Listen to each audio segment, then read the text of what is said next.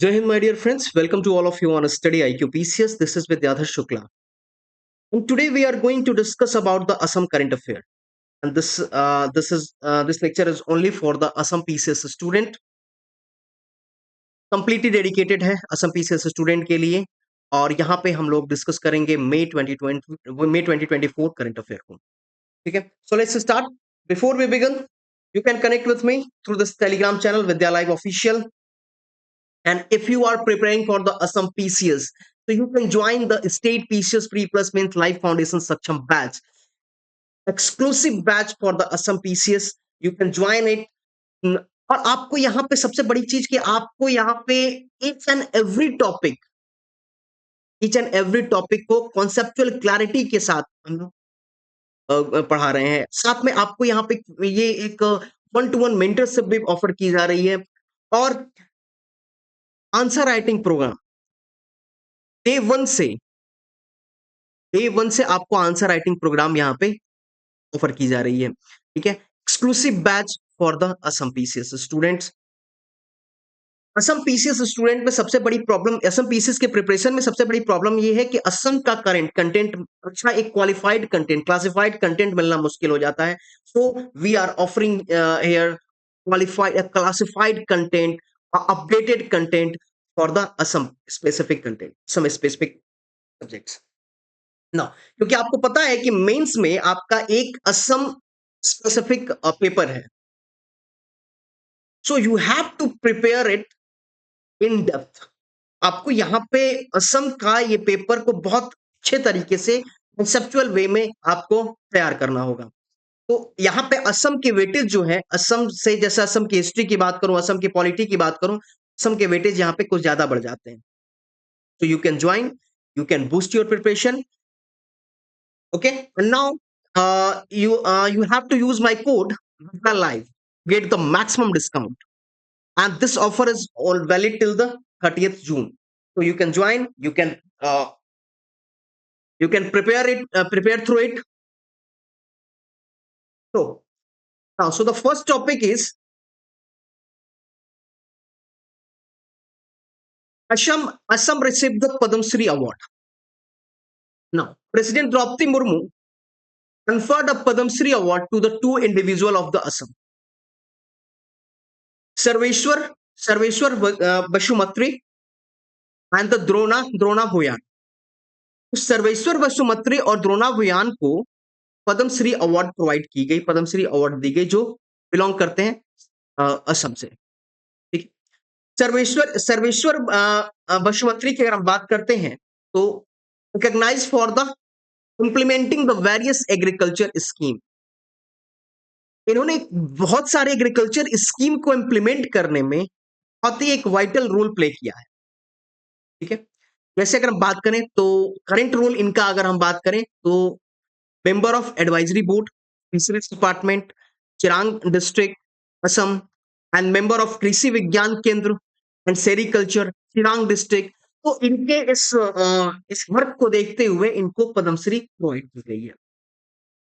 ठीक है, and also serving as a promoter for the Bardoshila farmer producer company limited since the 2017।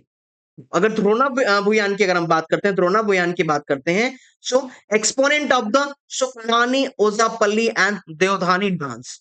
ठीक है, तो ये जो है ये डांस के फील्ड में इनका जो एक वाइटल रोल प्ले करते हैं और जिनकी वजह से इनको ये पद्मश्री अवार्ड प्रोवाइड की जा रही है। Born on the 1st of January 1956 in the Satgadia village, Sifazar, Tarang district. Okay, move to the next. Assamese short film, Moor Ghurar, Monto Goti. ये असम का शॉर्ट फिल्म है, मोर Ghorar Duronto Goti, win the best film at the Golden Raven International Film Festival. Golden Raven International Film Festival में मोर गुरार दुरंतो गोटी को एक award, best film award provide की गई है। ठीक है, and this is a short film. Assam film director मार्सी तोहिन कश्यप, इनकी शॉर्ट फिल्म है मोर गुरार दुरंतो गोटी। तो यहाँ से आपके क्वेश्चन बन सकते हैं आपके एग्जाम में। ठीक है, कि किस फिल्म को ये अवार्ड प्रोवाइड की गई है। तो याद रखें मूरगुरार, Duronto, Goti, horse from heaven का मीनिंग है horse from heaven. Achieve the notable success by winning the best film award at the Golden Raven International Film Festival in Russia. ठीक है। और रशिया में सोक्का एंड्रे सिटी सोक्का में ये ऑर्गेनाइज की गई थी। ठीक है। इसमें इंडियन एम्बेसी के द्वारा रिप्रेजेंटेटिव जो इंडियन एम्बेसी के रिप्रेजेंटेटिव हैं उन वो ये अवार्ड को एक्सेप्ट किए on the behalf of film maker के जो फिल्म डायरेक्टर हैं महर्षि तुहिन कश्यप, इनके बिहाफ पे इंडियन एम्बेसी के जो रिप्रेजेंटेटिव्स हैं इनके द्वारा ये अवार्ड एक्सेप्ट की गई है। इससे पहले भी इन्हें best picture award at the Bangalore International Film Festival 2022 में मिल चुका है and this victory secured its position to represent India at the prestigious Oscar. यहाँ पे ये कही जा रही है कि ये जो विक्ट्री है, ये अवार्ड जो इनको प्रोवाइड की गई है, इससे तो ये इंडिया को रिप्रेजेंट करेंगे कहाँ पे, इन द ऑस्कर। तो एक पोजीशन जो है सिक्योर हो गई, ये ऑस्कर में रिप्रेजेंट कर सकते हैं। Now make the first time a Smith short film was selected to present the India at the academic award। तो ये पहली फिल्म होगी, पहली असम की शॉर्ट फिल्म होगी जो सेलेक्ट होगी to represent the India at the academic award. अगर एकेडमिक अवार्ड की बात करते हैं तो इसे ऑस्कर अवार्ड भी कहा जाता है, जो प्रेजेंट किया जाता है annually by the academic of the motion picture arts and science. तो याद रखिएगा, आपसे ये भी एग्जाम में पूछा जा सकता है कि ऑस्कर अवार्ड जो है ये किसके द्वारा की जाती है, तो academy of motion picture arts and science honor the artistics and the technical excellence in the film industry, and the award was the first presented in 1929। तो ये अवार्ड जो है 1929 में पहली बार प्रेजेंट की गई थी। ठीक है। And since then they have become one of the most prominent and anticipated event in the entertainment industry. Oscar के लिए कई सारी जो फिल्में नॉमिनेट भी होती हैं। Now how polling matter in the electoral democracy. जब हम बात इलेक्टोरल डेमोक्रेसी की कहते हैं तो हमारे लिए पोलिंग जो है ये बहुत मायने रखता है, बहुत इंपॉर्टेंट होता है। आप देख रहे हैं कि कई सारे campaigns election commission of India के द्वारा रन किए जाते हैं to increase the voter turnout को इंक्रीज करने के लिए कई सारे जो कैंपेन जो है government of India, election commission of India के द्वारा किए जाते हैं। Polling play a crucial role in the electoral democracy. ठीक है। अगर इस पे कुछ रीजन पूछ दे कि क्यों क्रूशियल रोल प्ले करता है, सपोज इन द मेंस के लिए आपका ये टॉपिक है रिप्रेजेंटेटिव फीडबैक। सबसे बड़ी बात, हम अपने वोट से क्या कर रहे हैं, हम अपने वोट से एक गवर्नमेंट एस्टैब्लिश कर रहे हैं, हम अपने रिप्रेजेंटेटिव को पार्लियामेंट में भेज रहे हैं, स्टेट लेजिस्लेचर में भेज रहे हैं, और वहां पे वो लॉ बनाता है किसके लिए, हमारे लिए। What is the indirect democracy? Okay.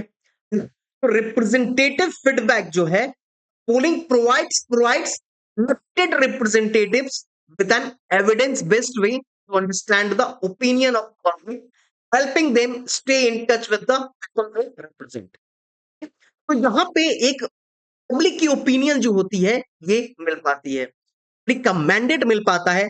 जिस गवर्नमेंट को, जिस रिप्रेजेंटेटिव को अगर ये मैंडेट मिलता है अपनी वो गवर्नमेंट फॉर्म कर लेती है।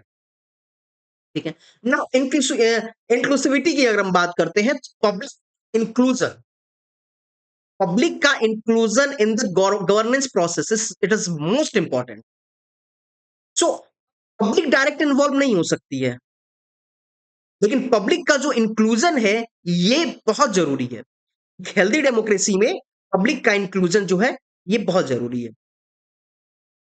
ठीक है। और polling allows the representatives to monitor the opinion of all citizen. Polling से हम ओपिनियन जान पाते हैं सारे सिटीजन्स का। ठीक है। Including those who may not vote, ensuring a broader representation of the public sentiments beyond just the voting population। ठीक है। देखिए, सबसे बड़ी चीज है कि हम लोग जब डेमोक्रेसी की बात करते हैं तो वहां पे हम लोग कहते हैं कि पब्लिक के लिए, this is for the public, by the public, for the public, by the citizen, for the citizen, हमेशा हम लोग बात करते हैं। डेमोक्रेसी का बेस्ट डिफाइन हम जब करते हैं तो ये किसके लिए है, पब्लिक के लिए, पब्लिक के द्वारा है। पब्लिक का इंक्लूजन जो है यहाँ पे इंपॉर्टेंट रोल प्ले करता है। हम डायरेक्ट डेमोक्रेसी की बात करते हैं तो डायरेक्ट डेमोक्रेसी में हम पब्लिक जो है डायरेक्ट इंक्लूड भी होते हैं। पब्लिक डायरेक्टली इंक्लूड होते हैं, ठीक है? इंक्लूजन उनका देखा जाता है डेमोक्रेसी में। लेकिन जब हम लोग बात करते हैं इनडायरेक्ट डेमोक्रेसी में तो पब्लिक डायरेक्टली इंक्लूड नहीं होते हैं, ये थ्रू देयर रिप्रेजेंटेटिव ये इंक्लूड होते हैं, ठीक है? नाउ इससे अगर हमारी अच्छी होती है, पोलिंग से हम क्या करते हैं अपने एनहांस करते हैं डेमोक्रेसी को। हमारी डेमोक्रेसी एक हेल्दी डेमोक्रेसी अगर एक अच्छा वोटर टर्नआउट है, तो ये that is the sign of healthy democracy, ठीक है? तो ये एक डेमोक्रेसी को एनहांस करने के लिए, हमारे इफेक्टिव गवर्नेंस के लिए, इफेक्टिव पॉलिसी मेकिंग के लिए is most important to increase the voter turnout, to increase the polling. Okay, अभी पोलिंग इंक्रीज होती है तो हमारा इलेक्टोरल सिस्टम इंप्रूव होता है। पोलिंग इंक्रीज होने का मतलब कि ज्यादा से ज्यादा लोग पार्टिसिपेट कर रहे हैं, इंक्लूसिविटी बढ़ती है, तो इसका मतलब कि हमारा इलेक्टोरल सिस्टम जो है ये अच्छा हो रहा है ना। अब अगर पोलिंग अच्छी होती है और अच्छी गवर्नमेंट बनती है और अगर जब तक हम वोट सबसे बड़ी बात यह है कि अगर हम वोट देते हैं तो हम इस चीज के लिए हमेशा तैयार रहते हैं, हम पूछते हैं कि हाँ मेरी गवर्नमेंट क्या कर रही है, ठीक है? पब्लिक कॉन्फिडेंस यहां पे इंक्रीज होता है, ठीक है? तो क्योंकि यहाँ पे पब्लिक में कंसर्न अपना इंटेंशन यहाँ पे शो करती है कि हाँ हमें किसे वोट करना है, हमें किसे हमें अपना रिप्रेजेंटेटिव बनाना है। So it increase the public confidence, ठीक है? और इस पोलिंग जो है is valuable in the electoral democracy and it bridges the gap between the citizen and their representative. तो एक गैप है जो सिटीजन और रिप्रेजेंटेटिव के बीच ये क्रिएट करता है, तो इसको ब्रिज करता है, क्योंकि आपको पता है कि जो हमारा लीडर है ये हमारे पास आएगा, हर 5 साल में हमारे पास आएगा। ये this is the beauty of our democracy. हर एक 5 साल में, और हर एक 5 साल में हम उससे पूछ सकते हैं कि उसने उस पूरे 5 साल के दौरान उसने किया क्या है हमारे लिए। हम लोग इंडियन पॉलिटी में पढ़ते हैं ना, DPSP, directive principle of state policy, ठीक है? Which aims to the welfare of state, जो वेलफेयर ऑफ स्टेट की बात करता है। Although DPSP is non justiciable,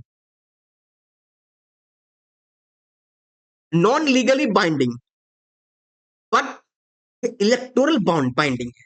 DPSP क्या है? इलेक्टोरल बाइंडिंग है। अगर आप डीपीएसपी को इंप्लीमेंट नहीं कर रहे हैं, आप इलेक्टोरेट के पास तो आएंगे, आप वोट लेने तो आएंगे, तो आपको यहां पे जवाब देना होगा आपने थ्रू 5 ईयर आपने क्या किया, कितने वेलफेयर ऑफ स्टेट के लिए वर्क किए, कितने डीपीएसपी को लागू किया। That's why DPSP is a electoral binding. So the polling is valuable in the electoral democracy. और ये क्या कर रहा है, एक लिंक की तरह काम कर रहा है, एक कनेक्टिंग पिन है between the citizen and their representative, which ensure the inclusivity in the decision making, enhance the democratic process, ठीक है? तो जिससे क्या होगा, तो मेंटेन करेगा पब्लिक ट्रस्ट को इन द इलेक्टोरल सिस्टम, जिससे इलेक्टोरल सिस्टम में पब्लिक का जो ट्रस्ट है इलेक्टोरल सिस्टम में बनी रहेगी, ठीक है? तो इसके कुछ पॉसिबल अल्टरनेटिव्स हैं जिससे पोलिंग को इंक्रीज किया जा सकता है, ठीक है?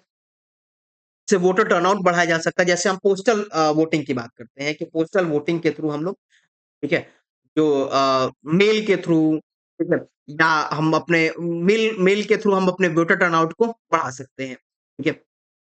इससे क्या होगा कि जो बहुत दूर पे लोग बैठे हुए हैं, जिनके पास ज़्यादा टाइम नहीं मिल पाता है, वो बूथ पे आकर के वोट नहीं कर सकते हैं, तो थ्रू देयर मेल, ठीक है, वो अपना वोटिंग यहाँ पे कर सकते हैं। और प्रॉक्सी वोटिंग की भी बात की जाती है। तो प्रॉक्सी वोटिंग में अगर अगर मुझे वोट नहीं करना है, मैं वोट नहीं कर सकता किसी कारणवश, तो मैं किसी को अपॉइंट कर दूं ताकि वो मेरे लिए वोट कर दे। ठीक है, on the behalf of me, मेरे वो वोट कर दे। ठीक है, मोबाइल बैलेट बॉक्सेस ऐसे, अब हम लोग इस बार भी कई बार देखे हैं कि जहां पे इस अभी 2024 की इलेक्शन हुई है, जहां पे मोबाइल बैलेट बॉक्सेस का इस्तेमाल हुआ है। अब यहाँ पे जो मोबाइल बैलेट बॉक्स है, ये सीधे आपके घर पे आएगा। ठीक है, और आपके डोर स्टेप पर आकर के यहाँ से आप आपके डोर स्टेप पे आ जाएगा, और यहाँ से आपकी जो वोटिंग है ये हो सकती है। तो इससे वोटर टर्नआउट बढ़ जाएगा। Now move to the next topic. Nahid Afreen, Assam singer, named the UNICEF India's youth advocate. UNICEF, United Nation Children Emergency Fund, उसको 1946 में एस्टेब्लिश की गई थी। तो चिल्ड्रन राइट की बात करता है। ठीक है, चिल्ड्रन वेलबींग की बात करता है।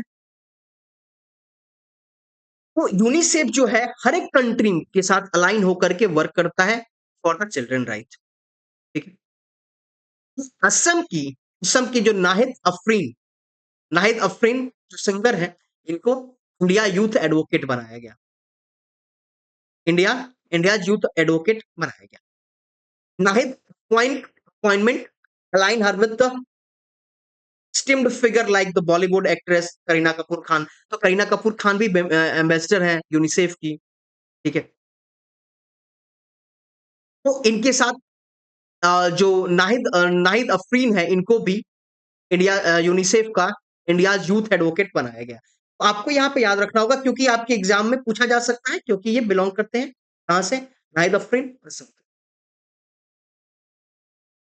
Emon Gogoi secured the bronze at the Asian Jiu-Jitsu Championship. So Emon Gogoi, talented athlete from the Assam, recently clinched the bronze medal at the 8th Asian Jiu-Jitsu Championship in the Abu Dhabi, UAE. Okay, and it belonged to the martial art. Martial art. Okay. So अगर इतना आप याद रखते हैं तो आपके लिए sufficient होता है।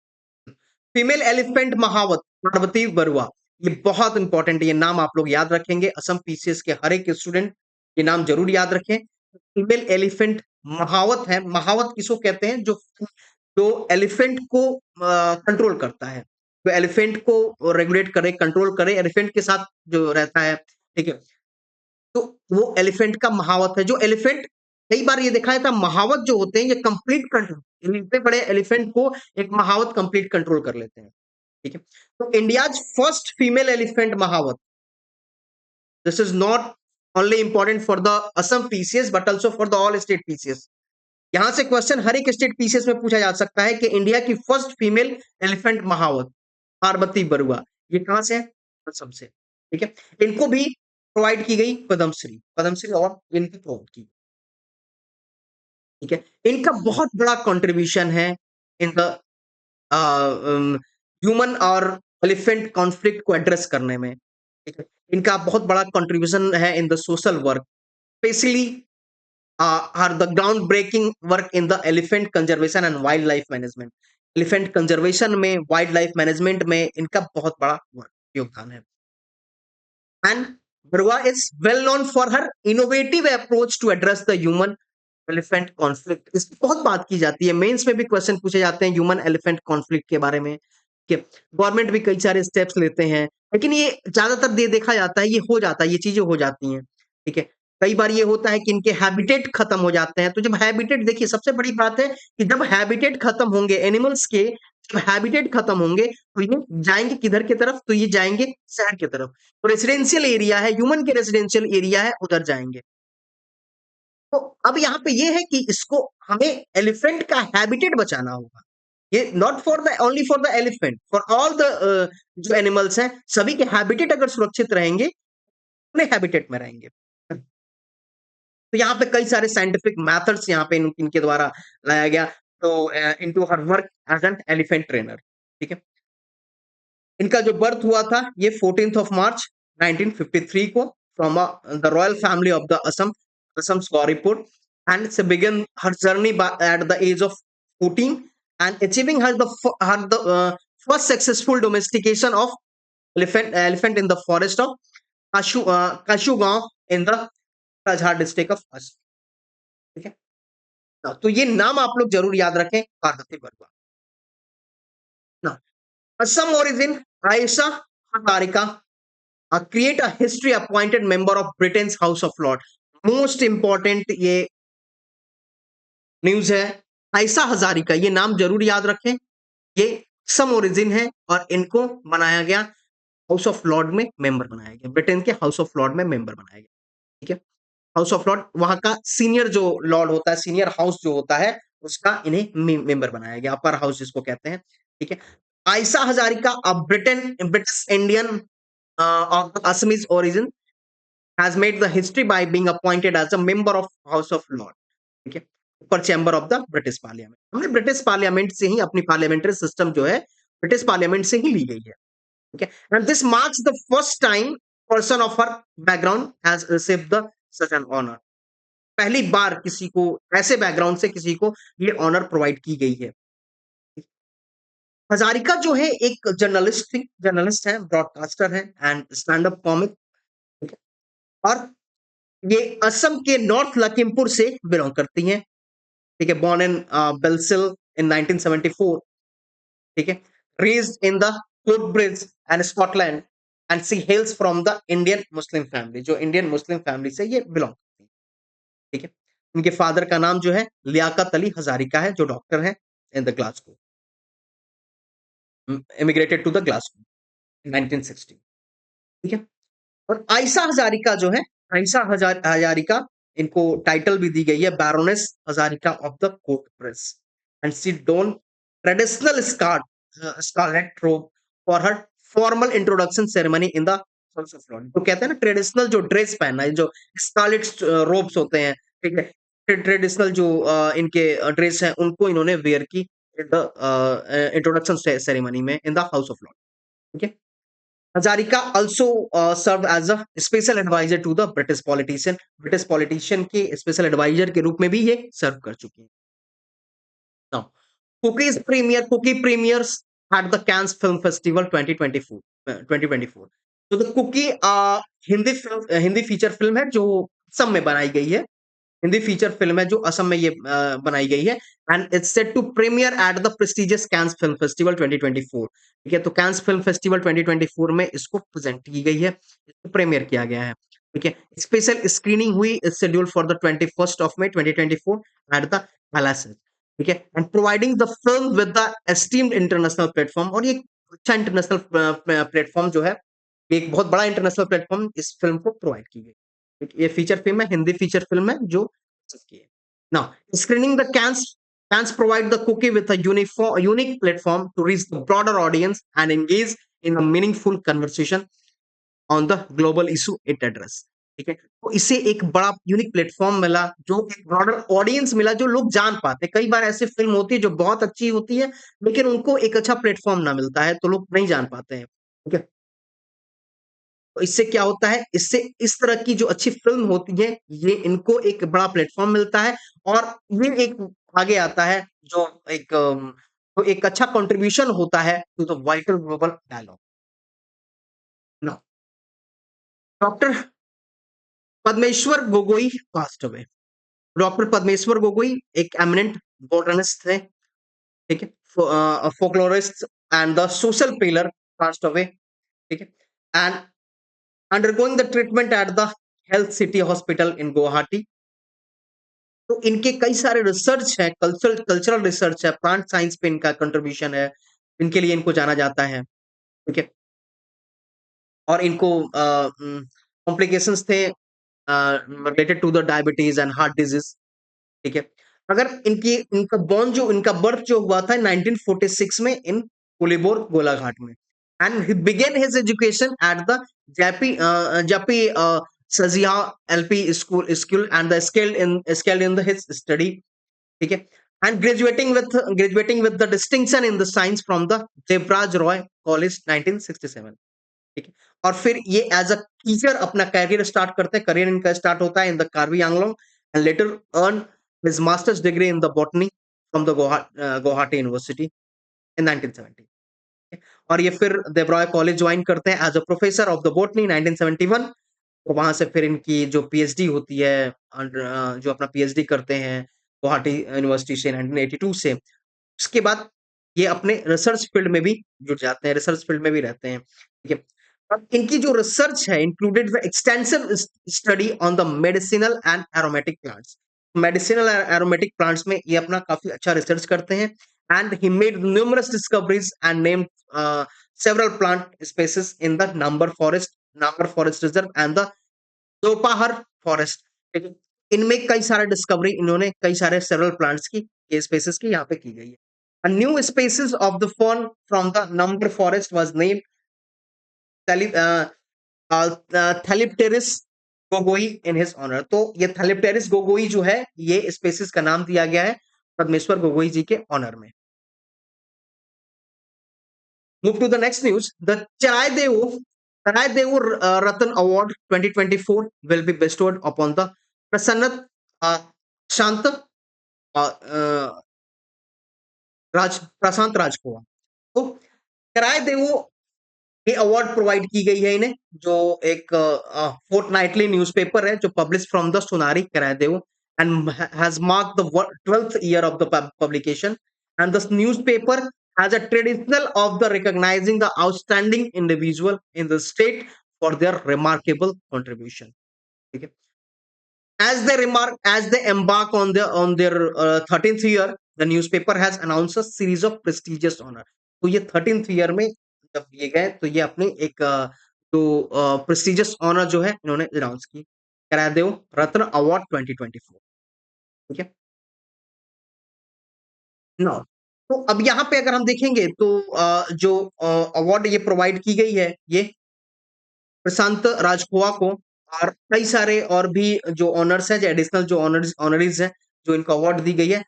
फॉर एग्जांपल युवा संवादिकता अवार्ड रेसिपेंट जो दीपक बोरा जो कॉरेस्पॉन्डेंस है अमर असोम के, ठीक है? और सेकंड देख लीजिए सुपल सुपल तासा मेमोरियल अवार्ड रेसिपेंट है नीत कुमार मेधी। बिना रानी Bhumij memorial award Devi Prasad Adhikari of the Nilbari and Prajnar Sadhak award Jitu Kalita of the Jorhat. इन सभी को ये अवार्ड प्रोवाइड की गई है, आप एक बार रीड जरूर कर लें। Now one of the most important news, चीन super hydro power Yarlung Tsangpo dam in the Tibet. तो यहाँ पे चीन का 60 गीगावाट का ये एक जो डैम जो है हाइड्रो पावर जो है ये बना रहा है और इसके लिए जो डैम बनाई जा रही है यारलोंग सैंपो में। और यारलंग सैंपो रिवर रिवर जो है ब्रह्मपुत्रा है, ब्रह्मपुत्रा रिवर को ही यारलोंग सैंपो रिवर कहते हैं। कहाँ पे? तो तिब्बत में, चीन में। ठीक है?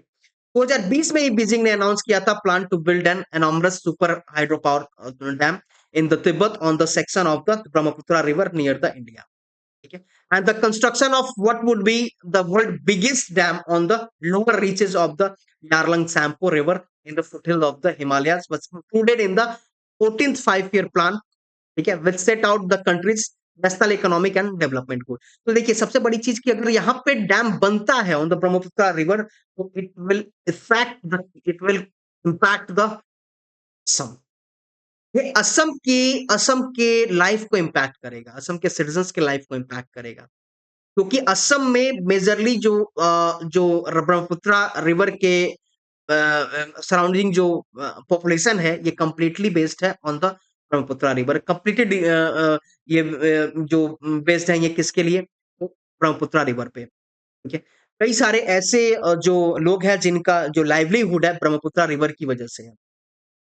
और ब्रह्मपुत्रा रिवर के पे यहाँ पे अगर डैम बनाया जा रहा है, हम लोग मैप देख लेंगे ब्रह्मपुत्रा रिवर की। ये देखें, ये मैप है ब्रह्मपुत्रा रिवर की। ये तिब्बत है, तिब्बत में ये तिब्बत से ओरिजिनेट हो रहा है। तिब्बत के चेम युंगडुंग ग्लेशियर से ये ओरिजिनेट होता है। या आंशिक ग्लेशियर भी कहते हैं इसे, आंशिक ग्लेशियर भी कहते हैं। यहां से ये ओरिजिनेट होता है, ठीक है। इसी तिब्बत में ब्रह्मपुत्रा को तिब्बत में यारलंग कहते हैं, यारलंग कहते हैं, ठीक है, यारलंग या सैंगपो कहते हैं, सैंगपो या जैंगबो भी कहते हैं, ठीक है। और यहां पे अगर डैम बन गया, इस रीजन में अगर डैम बन गया तो ये कंट्रोल करेगा रिवर जो इंडिया में फ्लो हो रहा है, जो वाटर फ्लो जो ब्रह्मपुत्रा रिवर में हो रहा है, इस पे ये कंट्रोल कर सकता है। प्रॉब्लम ये है कि जब सपोज कि जब हमें पानी की जरूरत ना हो, वहां पे पानी दे दिया जाए, इससे क्या होगा कि असम रीजन में फ्लड आ जाएगा। जब एकदम से पानी छोड़ा जाएगा तो लेवल हाई हो जाएगा, रिवर रिवर का लेवल हाई हो जाएगा, वाटर लेवल हाई हो जाएगा। और जब हो सकता है कि जब जरूरत हो, जिस टाइम पे हमें जरूरत हो, उस टाइम पे यहाँ पे वाटर कम हो जाए ब्रह्मपुत्र रिवर में, ठीक है। तो यहाँ पे ये क्या करेगा, ये कंट्रोल करेगा, ठीक है।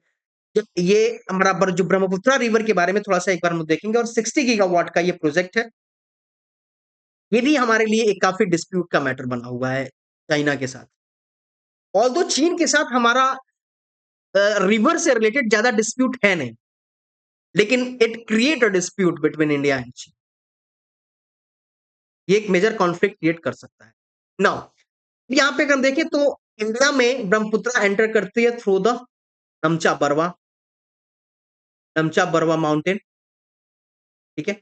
या आप ये भी कह सकते हैं योंगयाप पास, आपके एग्जाम में पूछा जा सकता है, योंगयाप पास से ये एंटर करती है, तो कहां पे, अरुणाचल प्रदेश में। अरुणाचल प्रदेश से फिर ये एंटर करती है असम में, ठीक है। कुछ जो रिवर्स है उसका नाम याद रखिएगा। असम में एक रिवर है लोहित, लोहित जो एक ट्रिब्यूटरी है, ठीक है। उसके बाद लोहित के बाद बूढ़ी दिहिंग, बूढ़ी दिहिंग, बूढ़ी दिहिंग। उसके बाद अगर हम देखें सुबनसिरी, सुबनसिरी, सुबनसिरी के बाद धनसिरी, सुबनसिरी धनसिरी, सुबनसिरी धनसिरी हो गया। उसके बाद कामेंग, कामेंग, कोपिली, कोपिली, कोपिली के बाद देख लीजिए इधर मानस, मानस के बाद संकोच, संकोच जो है ये बॉर्डर करता है किसके किसके बीच, तो वेस्ट बंगाल और असम के बीच, संकोच, ठीक है। संकोच रिवर हो गया। संकोच के बाद, संकोच के बाद याद रखें, संकोच के बाद वेस्ट बंगाल से एक रिवर है जिसका नाम है रैडाक, रैडाक, ठीक है। रैडाक के बाद कलजनी। मैं सारा आपको ट्रिब्यूटरी भी मैं बता दे रहा हूँ, कलजनी, क्योंकि आपके एग्जाम के लिए इंपॉर्टेंट इंपॉर्टेंट होगा। कलजनी में एक रिवर आकर के मिलती है जिसका नाम है तोरसा, तोरसा, ठीक है। उसके बाद है जल ढाका, जल ढाका, ये आप एक बार अच्छे से बना लेंगे, जल ढाका, ठीक है। जल ढाका के बाद एक रिवर है जो आकर के जो सिक्किम से आती है, सिक्किम से आती है, मैं इधर करके बनाता हूं, यहाँ पे सिक्किम से आती है, यहाँ पे मिलती है ये, सिक्किम से आकर के मिलती है, जिसका नाम है, यहाँ पे मैं नाम लिख रहा हूं, जिसका नाम है तिस्ता। इस यही तीस्ता वाटर डिस्प्यूट है हमारा बांग्लादेश के साथ, तीस्ता वाटर डिस्प्यूट बांग्लादेश के साथ, ठीक है। तो तीस्ता के बाद एक जो रिवर है बराक, मणिपुर से होकर के आती है, ठीक है। यह है बराक रिवर। अब बराक रिवर, और ये मिलती है आकर के बांग्लादेश, ये बांग्लादेश में आकर के ब्रह्मपुत्रा से मिलती है, और बांग्लादेश में इसका नाम हो जाता है, बराक का नाम बांग्लादेश में, बराक का नाम हो जाता है सुरमा, सुरमा, बांग्लादेश में बराक का नाम सुरमा है। बांग्लादेश में ब्रह्मपुत्रा का नाम जो है ये है जमुना, जमुना, इसका नाम जमुना है इन बांग्लादेश, इन बांग्लादेश, ये याद रखेंगे, ठीक है। और गंगा जो है ब्रह्मपुत्रा से आकर के मिलती है, ब्रह्मपुत्रा से आकर के गंगा मिलती है, और ये मिलती कहां पे है, ब्रह्मपुत्रा से आकर के गंगा मिलती है, और यानी और गंगा को बांग्लादेश में गंगा कहते हैं, और यहां से जो रिवर बन जाती है वो बन जाती है मेघना, मेघना, ठीक है। इस तरह से ब्रह्मपुत्रा रिवर को असम पीसेस के लिए Brahmaputra river is most important, so you have to study all their tributaries, all the basins of Brahmaputra river, ठीक है। तो आपके लिए ये काफी इंपॉर्टेंट रहेगा। तो this is the current affair for the May 2024। ये कुछ इंपॉर्टेंट करंट अफेयर थे मई 2024 के। तो हम लोग नेक्स्ट लेक्चर से पहले के भी करंट अफेयर को मैं कोशिश करूंगा कवर करने की, और जून पे भी हम लोग करंट अफेयर लेकर के आएंगे। तो यदि आप स्टेट पीसीएस की तैयारी कर रहे हैं, असम पीसीएस की तैयारी कर रहे हैं, सो you can join the foundation batch, foundation सक्षम बैच, क्योंकि यहाँ पे एक कॉम्प्रहेंसिव बैच है जो आपको वन टू वन मेंटरशिप, को फर्स्ट डे से आंसर राइटिंग प्रोवाइड करता है। एक कॉम्प्रहेंसिव बैच है, एक फाउंडेशन बैच है, जिसमें बेसिक्स टू लेकर के एडवांस लेवल की स्टडी आपको कराई जाती है। आपको एक ट्रेंड की जाती है कि आप अपने सब्जेक्ट में एक एक्सपर्ट बन सके, आप अपने सब्जेक्ट में एक कॉन्सेप्चुअल नॉलेज हो सके आपके सब्जेक्ट का, क्योंकि आपको पता है कि Assam pieces has change their pattern. ठीक है, और ये अपने जो इनके जो क्वेश्चंस जैसे पूछे जाते थे उनको भी चेंज की जा रही है। पहले क्वेश्चंस फैक्चुअल आते थे, अब आपके क्वेश्चंस जो होते हैं कॉन्सेप्चुअल और फैक्चुअल मिक्स क्वेश्चंस आते हैं। तो आपको कॉन्सेप्ट का भी नॉलेज होना चाहिए अलोंग विद द फैक्ट्स। ठीक है, so you can join it, you can use the code Vidya live to get the maximum discount, and this is valid till the 30th June. So thank you so much to all. See you in the next class. Thank you so much.